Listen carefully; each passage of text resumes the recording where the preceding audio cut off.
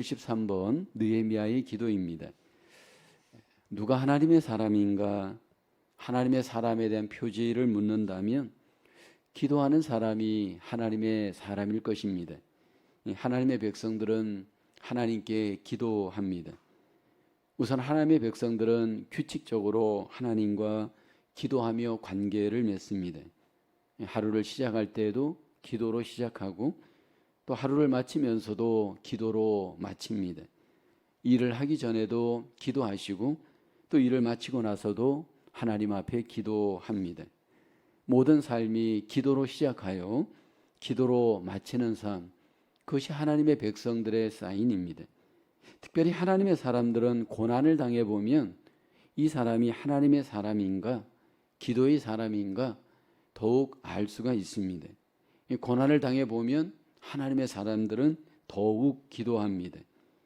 그래서 우리가 고난 앞에 가보면 그 사람의 믿음의 진정성, 그 사람의 영성을 어느 정도 알 수가 있습니다.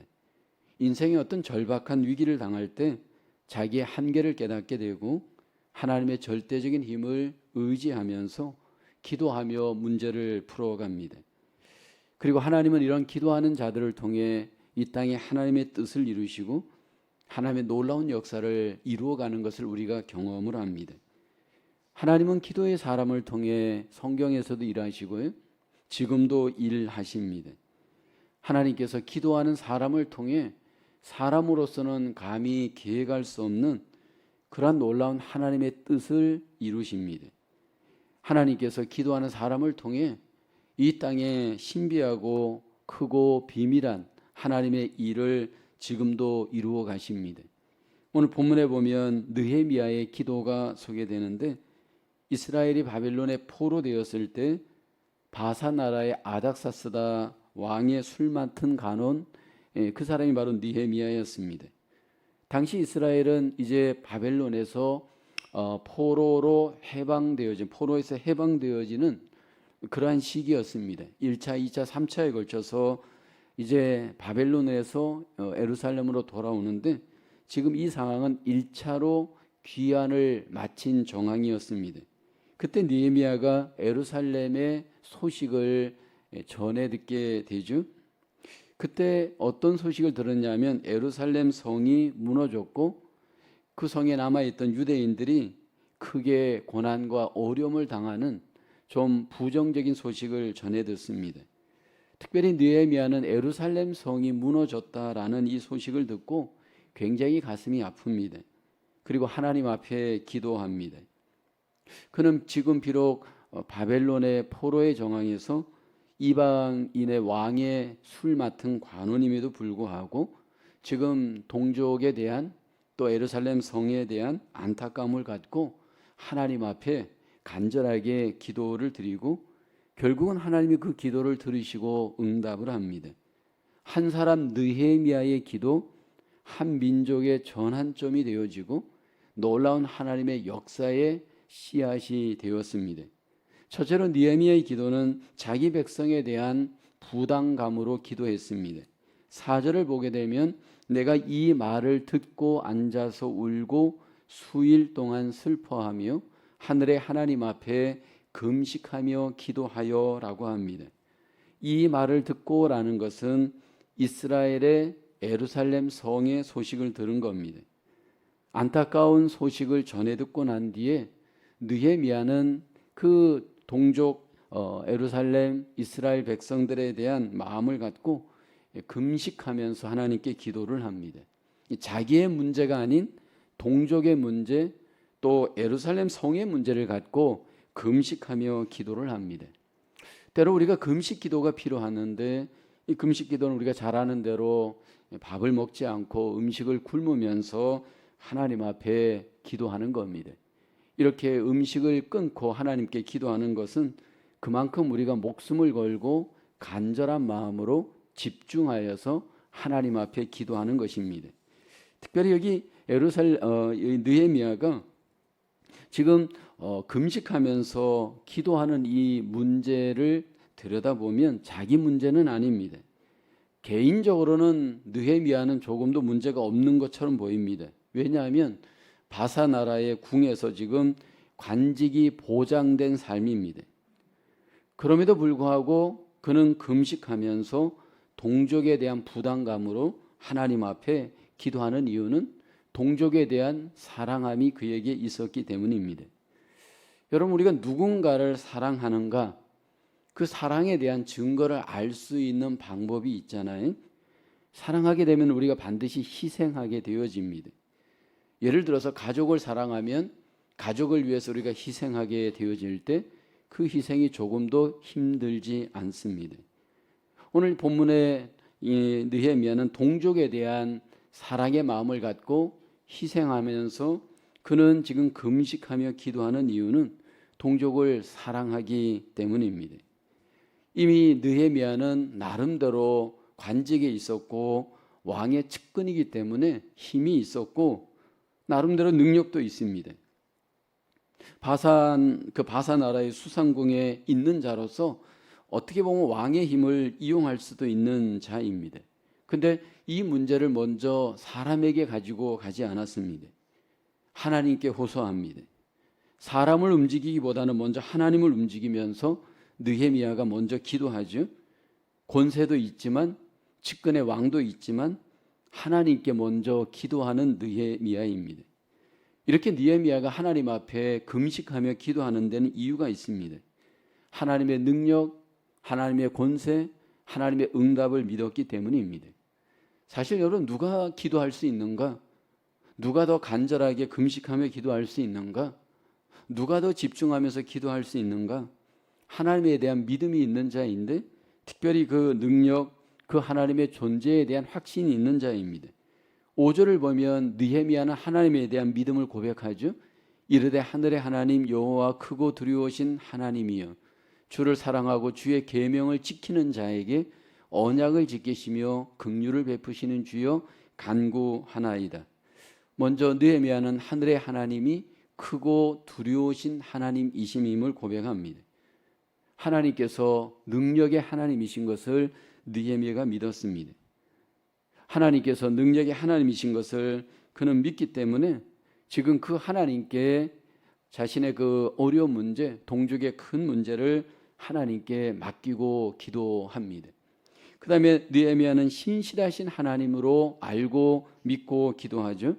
5절 하반절에 보게 되면 주를 사랑하고 주의 계명을 지키는 자에게 언약을 지키시는 하나님, 그 하나님께 지금 느헤미야가 기도를 합니다. 하나님께서 기도하는 자에게 신실하게 약속을 반드시 지키십니다.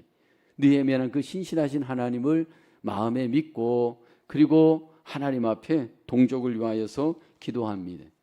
특별히 우리가 기도하면서 하나님의 그 신실하심을 언제나 믿고 의지할 때 하나님은 그 언약의 신실하신 약속을 우리 가운데 반드시 이루어 주십니다. 근데 우리가 성경에 하나님, 신실하신 하나님의 기도 응답의 약속을 보게 되어지면 항상 보면 좀 조건적인 언약들이 많이 있습니다. 뭐뭐 하면 뭐뭐 하리라. 예를 들어서 너희가 기도하면 내가 응답하리라. 뭐 이런 식으로 하나님께서 인간 편의 책임을 많이 요구합니다. 그리고 하나님께서는 우리의 그 책임 있는 기도 가운데 신실하게 응답하실 것을 약속을 합니다. 하나님께서 우리의 기도 가운데 응답을 할 때 왜 하나님이 조건을 이렇게 거는 것처럼 보일까요? 그냥 무조건적으로 응답해 주신다 하지 않고 너희가 이렇게 하고 이렇게 기도하면 내가 이렇게 너희에게 응답하겠고 역사하시겠다. 그렇게 하나님이 우리에게 조건적인 약속을 기도 가운데 약속하시는 의도가 무엇일까요? 인격적인 하나님께서 우리가 그 인격적인 하나님을 언약 속에서 경험하기를 원합니다. 하나님의 그 신실하심은 언약을 통해 우리에게 약속을 합니다. 그리고 그 언약으로 약속하신 그 신실하심은 우리가 순종하고 기도할 때 그 약속을 경험하게 하시는 하나님이십니다. 그래서 우리가 하나님과의 관계가 신실한 언약의 관계 속에 순종하고 하나님이 원하시는 대로 우리가 기도할 때 하나님은 그 약속대로 우리 가운데 신실하신 하나님을 경험하도록 도와주십니다. 여기 느헤미야는 동족을 위해서 부담감을 갖고 그 공동체를 마음에 품고 눈물로 간절하게 기도하였습니다. 하나님의 그 언약의 약속을 믿고 동족을 위해서, 공동체를 위해서 간절하게 기도하는 한 사람 느헤미야의 기도. 만약 이 모습을 본다면 여러분, 이것은 너무나도 어리석은 모습일 겁니다. 인간 편에서 보면 너무 무모한 모습일 겁니다. 근데 하나님께서 그 무모하고 어리석게 보이는 한 사람, 이 느헤미야의 기도가 공동체를 회복하고 하나님의 위대한 언약을 경험하게 하는 놀라운 하나님의 복의 기원이 되었습니다. 오늘 우리에게 필요한 것이 바로 이것입니다. 우리는 나를 넘어서는 믿음이 필요합니다. 나를 넘어서는 기도가 필요합니다. 우리가 하나님 앞에 믿음 생활을 하면서 공동체를 향한 마음을 갖고, 공동체를 위한 부담을 갖고, 공동체를 위하여 기도하는 그러한 기도의 단계까지 나가야 됩니다. 때로는 금식하면서 공동체를 위해서 기도하고, 공동체를 위해서 눈물을 흘리고, 공동체를 위해서 가슴 아파하고, 공동체를 위해서 시간과 몸과 마음을 헌신할 수 있는 단계, 여러분, 이 단계의 믿음, 이 단계의 기도가 하나님 앞에 우리에게 필요합니다. 나 한 사람이 그렇게 기도한다고 뭐 별일이 있을까? 나 한 사람의 기도가 무슨 큰 의미가 있어? 그렇게 혹 생각할 수 있지만 그렇지 않습니다. 믿음의 한 사람의 기도가 공동체 속에 하나님의 뜻을 이룰 수가 있습니다. 우리는 공동체에 대한 부담감을 가지셔야 됩니다. 공동체에 여러 가지 어려움이 있고 문제가 있을 때 그것에 대한 거룩한 부담감을 갖고 절박하게 간절하게 기도할 수 있는 단계로 하나님은 우리가 나아가기를 기대하십니다. 첫 번째 질문입니다. 부담감을 느끼는 것과 절박하게 기도하는 것 사이에는 어떤 관계가 있습니까? 느헤미야가 부담감을 느낄 때 그 부담감을 느끼는 것만큼 절박한 마음으로 금식하면서 하나님 앞에 나갔습니다. 사실 여러분, 우리가 믿음 생활을 하면서 우리 속에 좀 거룩한 부담감, 공동체에 대한 부담감들을 좀 가질 필요가 있습니다. 그리고 그 부담감이 우리 속에 절박함으로 하나님 앞에 여러분 우리가 기도하며 나아가는 그런 믿음이 우리에게 요구됩니다. 우리가 어떤 절박한 이런 문제가 있게 되어지면 정말 그 거룩한 부담감의 문제를 갖고 하나님 앞에 기도할 수밖에 없는 줄로 믿습니다. 하나님 앞에 저와 여러분들이 받은 은혜의 자리가 이제 공동체를 위해서도 부담감 속에 간절하게 기도하며 여러분, 저와 여러분들이 느헤미야 같은 기도로 하나님 앞에 드려지는 그 삶이 되어지기를 소원합니다. 두 번째로 느헤미야의 기도는 용서하시고 구원하시는 하나님께 헌신을 기도했습니다. 느헤미야서 1장 6절 7절을 보겠습니다. 이제 종이 주의 종들은 이스라엘 자손을 위하여 주야로 기도하오며 우리 이스라엘 자손이 주께 범죄한 죄들을 자복하오니 주는 귀를 기울이시며 눈을 여시사 종의 기도를 들으시옵소서. 나와 내 아버지의 집이 범죄하여 주를 향하여 크게 악을 행하여 주께서 주의 종 모세에게 명령하신 계명과 율례와 규례를 지키지 아니하였나이다. 여기 느헤미야는 자신의 조국 이스라엘이 왜 망하여 포로가 되었는지 이유를 알았습니다. 왜 수치를 당하였는지 원인을 알았습니다. 왜 이스라엘이 멸망하였는가? 왜 이스라엘이 이렇게 바벨론의 포로가 되었는가?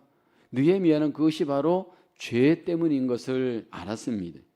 근데 그 죄가 자기하고 관계가 없는 것이 아니라 자기와 아버지의 죄, 자기를 포함한 이스라엘의 죄라고 고백을 합니다. 그리고 그 죄를 인지하고 인정하고 하나님께 간절하게 이 죄를 용서해 주시옵소서 용서를 구하는 회개의 기도를 드립니다. 6절 하반절을 보게 되면 이렇게 고백하잖아요. 나와 내 아버지의 집이 범죄하여 라고 합니다.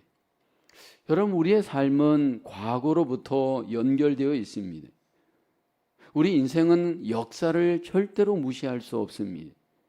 인생의 과거의 역사가 오늘 우리의 삶에 연결되어져 있습니다. 마치 강의 상류가 중류 하류와 연결되어져 있는 것과 똑같습니다. 여기 이스라엘의 바벨론의 현재는 과거의 이스라엘의 역사의 현재인 겁니다. 역사학자 이에치카야가 그런 말을 했죠. 역사란 과거와 현재의 대하이다. 여러분, 우리 인생은 과거로부터 어떻게 살아왔는가?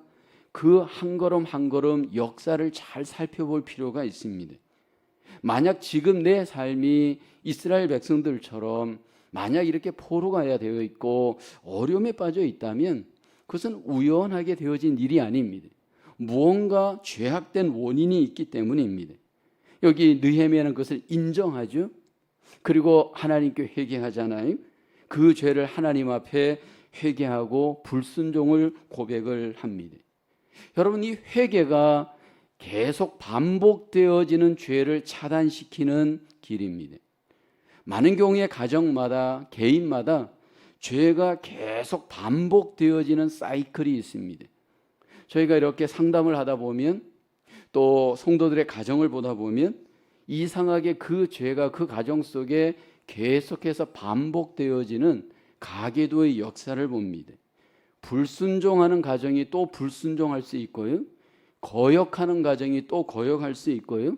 술주정하는 아버지가 또 술주정하는 아들을 만들 수 있고요. 여러분, 노름하는 부모가 또 노름하는 자녀를 만들 가능성이 많습니다. 관계가 이상하게 자꾸 망가진 가정은 또 관계가 망가질 가능성이 많습니다. 그런데 이것을 끊는 방법이 뭘까요? 이 죄를 차단하고 이런 가계도가 계속되지 않는 길이 무엇일까요? 철저하게 회개하고 하나님으로부터 용서를 받는 일입니다. 이스라엘의 백성들을 보면 그 사이클이 반복되었잖아요. 사사기에서도 반복되었고 왕국 시대에도 반복되었고 계속 반복이에요. 여러분, 이것은 정말 중요한 일입니다. 근데 많은 사람들이 자기의 죄는 인정하지 않습니다. 근데 느헤미야는 나의 죄를 포함하여 아버지의 죄까지 포함하여 자복하고 회개하였습니다. 자복하고 회개하면서 하나님 앞에 기도할 때 하나님의 응답과 은혜를 받습니다. 사실 이 느헤미야는 예루살렘 출신이 아니고 바벨론 출신입니다. 이제 포로가 되어서 거기에서 나고 자란 입장에서 이스라엘 조상들과 나와 무슨 상관이 있는가 그렇게 생각할 수 있잖아요. 근데 느헤미야는 이스라엘과 나를 분리하지 않습니다. 공동체 이스라엘과 자기를 연합하여 조인하여 생각하는 이유는 뭘까요? 자기를 이스라엘 백성의 후손인 것을 그대로 인정하고 그 연합되어진 공동체로부터 자기를 분리하지 않고 그들의 죄가 바로 나의 죄인 것을 솔직하게 고백을 합니다. 우리가 하나님 앞에 인생을 살아갈 때 우리 가정 속에 있는 죄가 나의 죄일 수 있고요. 우리 교회 속에 있는 죄가 나의 죄일 수 있습니다. 공동체와 분리하여서 나를 자꾸 여러분 생각해서는 안 됩니다. 어떤 분들이 이렇게 이야기를 해요. 우리 교회는 뭐 이렇게 사랑도 없고 뭐 이렇게 저렇게 문제를 얘기해. 근데 여러분, 그렇다면 나도 사랑이 없는 겁니다. 예를 들어서 그런 문제를 이야기한다면. 근데 나는 싹 빼놓고 마치 나와 관계없는 것처럼 그렇게 공동체를 이야기하는 것은 여러분, 그것은 공동체로부터 분리되어진 잘못된 생각입니다. 느헤미야는 나와 공동체를 하나로 여기고 나의 죄가 그들의 죄이고 그들의 죄가 나의 죄인 것을 하나님 앞에 인정하면서 회개하였습니다. 그리고 난 뒤에 이 느헤미야는 이제 나에 대한 분명한 결단을 하는데 하나님께 용서를 구하고 구원을 구하는 거기서 끝나지 않고 나의 헌신을 위해 기도하잖아요. 11절에 보면 주여 구하오니 귀를 기울이사 종의 기도와 주의 이름을 경외하기를 기뻐하는 종들의 기도를 들으시고 오늘 종이 형통하여 이 사람들 앞에서 은혜를 잊게 하옵소서 하였나니 그때 내가 왕의 술 간원이 되었느니라. 여기 기도하면서 하나님 앞에 부름받은 자신이 이제 하나님 앞에 헌신하는 하나님의 일의 헌신의 도구가 되기를 소원하면서 나갑니다. 오늘 종이 형통하여 여기 이 사람들 앞에서 은혜를 입게 하옵소서. 그렇게 형통하게 해달라. 하나님 앞에 자신을 위해 하나님께 기도합니다. 여러분, 우리가 회개하는 것도 중요하지만 회개한 다음에는 여기 느헤미야처럼 헌신하는 기도가 우리에게 좀 필요합니다. 느헤미야는 이스라엘을 위해서 헌신합니다. 사실 이 바람은 너무나도 그 현실 속에 어리석은 일로 보여집니다. 이방 왕의 술 맡은 간원으로서 어떻게 이스라엘을 위해 헌신할 수 있을까요? 그런데 하나님 앞에 그는 헌신하며 하나님께 기도합니다. 그리고 결국 그의 기도는 이스라엘의 재건을 위해서 이 느헤미야가 한 사람 좋은 헌신의 도구가 되어집니다. 사실 우리가 하나님 앞에 기도할 때 정말 중요한 것은 우리가 말로 기도하고 또 회개도 하는 것도 중요하지만 내 삶에 대한 하나님께 대한 결단과 헌신이 굉장히 중요합니다. 특별히 우리가 기도하면서 나의 헌신은 싹 빼놓고 누군가가 대신해서 헌신하고 땀을 흘리고 고난을 흘리고 고난을 받고, 여러분 그렇게 느헤미야는 기도하지 않잖아요. 우리가 기도하고 기도한 뒤에는 내가 그 헌신의 도구가 되겠습니다. 그렇게 하나님 앞에 여기 느헤미야는 기도하였습니다. 그래서 우리가 하나님 앞에 정말 기도하는 것도 중요하지만 헌신으로 하나님 앞에 내 희생을 보여주는 것도 굉장히 중요합니다. 느헤미야는 기도만 하는 것이 아니고 이제는 내가 몸의 헌신으로도 하나님 앞에 내가 드려지기를 소원하였습니다. 느헤미야를 통해서 우리가 배우는 것은 그는 기도하는 사람이면서 헌신하는 사람이었습니다. 우리가 종종 교회 생활, 믿음 생활을 하다 보면 눈은 발달되어 있고 귀도 발달되어 있고 입도 발달되어 있는데 손과 발이 발달되어 있지 않은 사람들 많잖아요. 말은 잘할 수 있습니다. 또 우리가 이렇게 저렇게 판단은 잘할 수 있습니다. 근데 중요한 것은 그 자리에, 그 문제의 자리에, 어려움의 자리에 내가 헌신하는 것, 이 사람이 정말 필요한 사람입니다. 느헤미야는 구체적으로 하나님 앞에 기도했지만 또 구체적으로 자기를 헌신하기를 하나님 앞에 결단하고 하나님 앞에 자기의 몸을 내어드립니다. 결국 이 느헤미야 한 사람의 기도, 한 사람의 이 헌신은 성을 쌓는 놀라운 하나님의 일하심의 기회가 되었습니다. 오늘 우리의 삶에 기도와 더불어 헌신에까지 우리의 삶이 연결되어져 하나님 앞에 드려지는 저와 여러분 되어야 할 줄로 믿습니다. 쾌천 2번입니다. 하나님이 과거에 행하신 역사와 주셨던 약속은 현재 직면한 문제를 기도할 때 어떤 확신을 주나요? 여기 느헤미야는 이스라엘의 과거의 역사를 잘 알고 있습니다. 그래서 느헤미야는 하나님 앞에 회개할 건 회개하고 헌신할 것은 헌신하잖아요. 왜냐하면 하나님께서 그 역사 속에 어떻게 역사하셨는지를 너무나도 뚜렷하게 확신하고 있기 때문에 지금 여기에서 내가 기도도 하고 헌신도 합니다. 우리가 믿음 생활을 할 때 역사 속에 역사하신 하나님의 흔적들을 우리는 잘 살펴볼 필요가 있습니다. 개인의 역사이든 공동체의 역사이든 세상의 역사이든 하나님의 역사 속에서 일하셨던 하나님은 지금 일하시는 하나님입니다. 우리는 기도와 더불어 기도의 헌신자로 하나님 앞에, 역사 앞에 부끄러움이 없는 저와 여러분의 삶으로 우리 개인의 역사, 가정의 역사, 교회의 역사를 함께 만들어가야 할 줄로 믿습니다. 세 번째로 느헤미야의 기도, 자신의 필요한 부분을 행동하면서 기도했습니다. 느헤미야서 2장 1절에 보면 아닥사스다 왕 제20년 니산월에 왕 앞에 포도주가 있기로 내가 그 포도주를 왕에게 드렸는데 이전에는 내가 왕 앞에서 수심이 없었더니 어느 날 포도주를 드리는 가운데 이제 왕이 이 느헤미야의 얼굴에 수심을 보았습니다. 왜 느헤미야는 얼굴에 수심이 있었을까요? 느헤미야서 1장 1절에 이 느헤미야의 기도하는 타이밍과 2장 1절의 기도하는 타이밍에 어느 정도 시간이 흘렀음을 보여줍니다. 느헤미야서 1장 1절에는 아닥사스다 왕 제20년 기슬르올이라고 되어 있습니다. 기슬르올은 지금 우리로 얘기한 9월, 10월입니다. 근데 오늘 본문 2장 1절은 니산올로 되어 있습니다. 니산올은 3월, 4월에 해당되어집니다.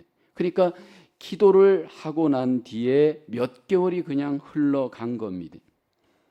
몇 개월의 시간이 흘렀지만 아무 일도 느헤미야에게 일어나지 않았습니다. 하나님께서 침묵하신 것에 대한 마음의 답답함이 느헤미야에게 있었던 것으로 추정됩니다. 술 시중을 들던 느헤미야가 그래서 그 얼굴에 수심이 가득하였습니다. 그때 아닥사스다 왕이 느헤미야에게 말을 하죠. 내가 얼굴에 수심이 가득하였는데 무슨 근심이 있느냐? 그렇게 묻습니다. 그때 느헤미야가 말하죠. 왕은 만세수를 하옵소서. 나의 열조의 묘실이 있는 성읍이 이제까지 황무하고 성문이 소화되어 싸우니 내가 어찌 얼굴에 수색이 없을 수 있겠습니까?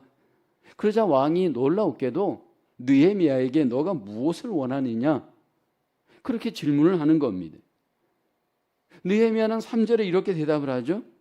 왕이 만일 즐겨하시고 종이 왕의 목전에서 은혜를 얻었사 하면 나를 유다 땅에 나의 조상들의 묘시 있는 성읍에 보내어 그 성을 건축하게 하옵소서. 여러분, 이 엄청난 말을 느헤미야가 이제 아닥사스다 왕에게 고백을 합니다. 놀랍게도 이 아닥사스다 왕이 느헤미야의 이 이야기를 듣고 이렇게 반응하죠. 6절을 보게 되면 그때 왕후도 왕 곁에 앉아 있었더라. 왕이 내게 이르시되 내가 몇 날에 다녀올 길이며 어느 때에 돌아오겠느냐? 왕이 나를 보내기를 좋게 여기시기로 내가 기한을 정하고 라고 합니다. 이방 왕 아닥사스다 왕이 느헤미야에게 이제 예루살렘 성을 쌓는 일을 허락을 하는 겁니다. 근데 이것은 사실 느헤미야의 이 기도에 하나님의 응답이 이루어진 겁니다. 사실 이것은 당시로 본다면 기적 같은 일이었습니다. 하나님께서 아닥사스다 왕의 마음을 하나님이 움직여 주신 겁니다. 역사에 의하면 이 아닥사스다 왕은 굉장히 괴팍한 왕으로 소개되어집니다. 감정 기복이 심하고 자기 고집이 센 그런 왕이라고 합니다. 그런데 이 느헤미야의 이 근심 어린 얼굴을 보고 이 이방 왕이 그 기도를 그 요청을 들어준 겁니다. 하나님께서 역사를 하셨습니다. 여러분, 우리가 기억해야 될 것은 하나님께서 각 사람의 마음을 주관하시고 움직이시고 하나님께서 그 마음을 열어서 하나님의 놀라우신 응답을 하나님께서 나타내시는 줄로 믿습니다.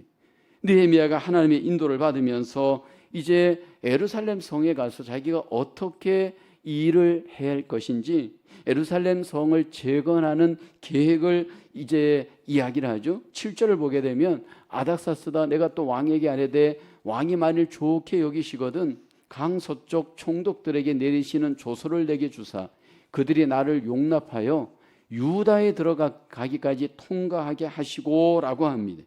여행과 관련된 통과와 관련된 세부적 생각까지도 이제 왕에게 요청을 합니다.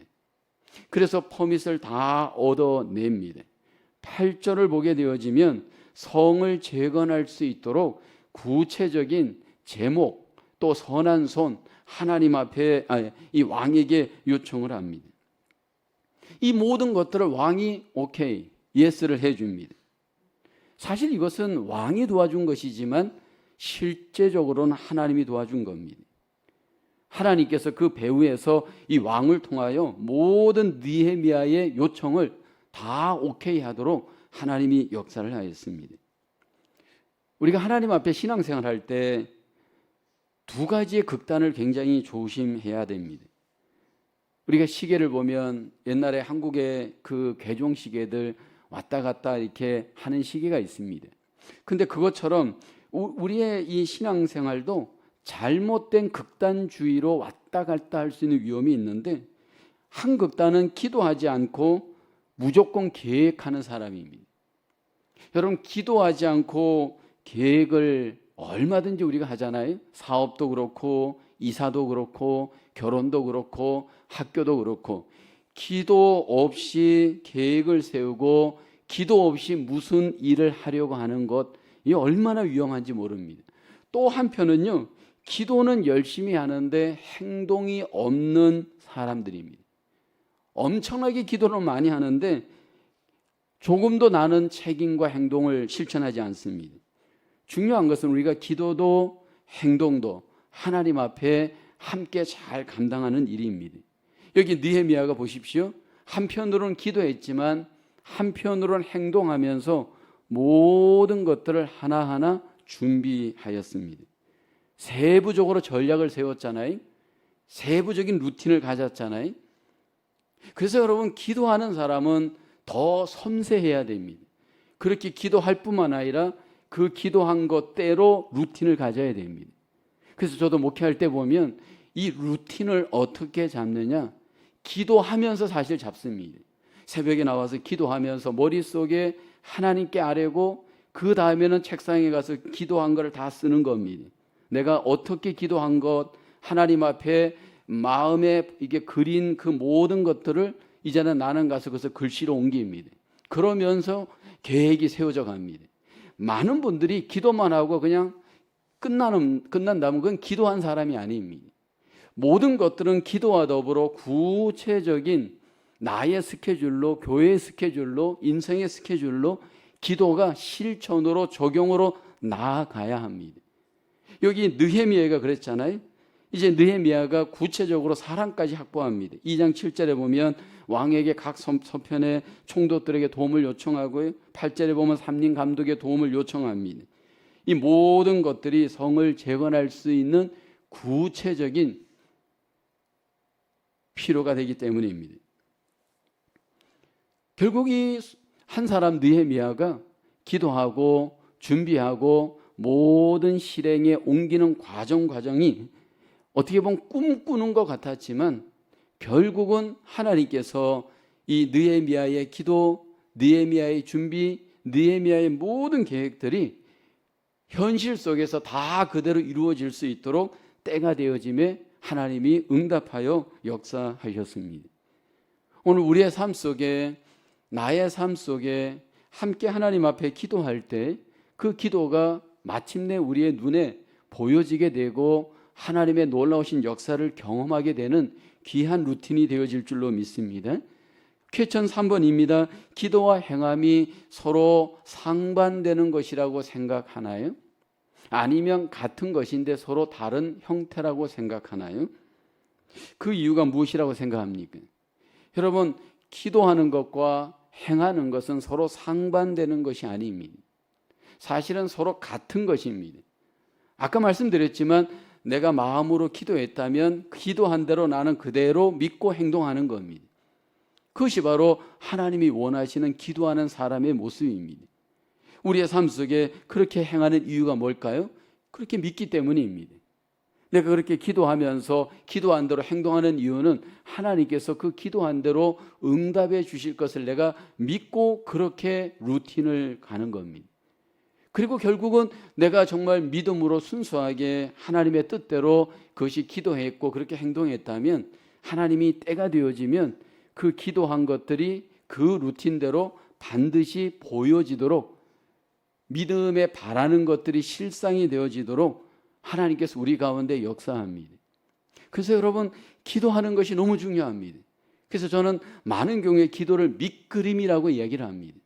여러분, 밑그림의 결국은 우리가 색깔을 칠하고 그림이 완성되어지는 기회가 되어지잖아요. 내 인생에 대해서, 우리 가정에 대해서, 교회에 대해서 어떤 밑그림으로 하나님 앞에 내가 기도하고 있는가, 그리고 그 기도한 대로 내가 준비하고 있는가, 결국은 그대로 다 만들어집니다. 여기 느헤미야의 기도를 통해서 우리에게 다시 한번 기도와 더불어 행동하며 하나님의 놀라우신 은혜와 능력을 경험하는 우리에게 좋은 증거와 모델이 되는 줄로 믿습니다. 느헤미야는 동족과 공동체에 대한 거룩한 사랑의 부담감을 갖고 마음으로 기도하였고 신실하신 하나님 앞에 그 약속을 믿고 기도하였습니다. 무엇보다도 자신의 죄와 조상들의 죄에 대해서 회개하고 하나님 앞에 헌신을 약속하며 기도하였습니다. 무엇보다도 느헤미야는 하나님의 응답하심에 대한 자신의 책임 있는 행동을 실천할 것을 하나님 앞에 믿고 믿음으로 기도하였습니다.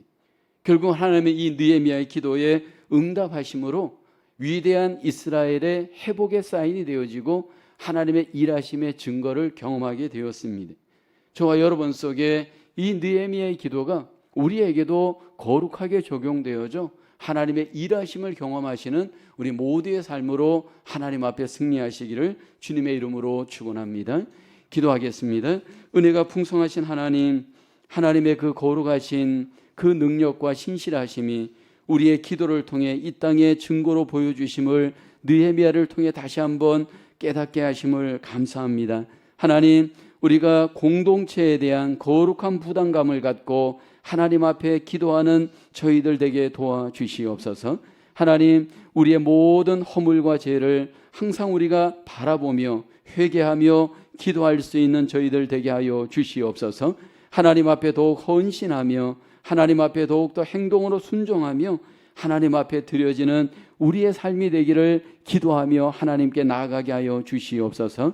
한 사람의 기도로 가정이 살고 우리의 교회가 살고 우리의 사회가 살 수 있음을 다시 한번 저희가 바라보게 하시고 기도하며 우리의 인생을 세워가며 하나님의 위대하신 은혜와 역사를 경험해가는 하나님의 귀한 백성들로 은혜 베풀어 주시옵소서.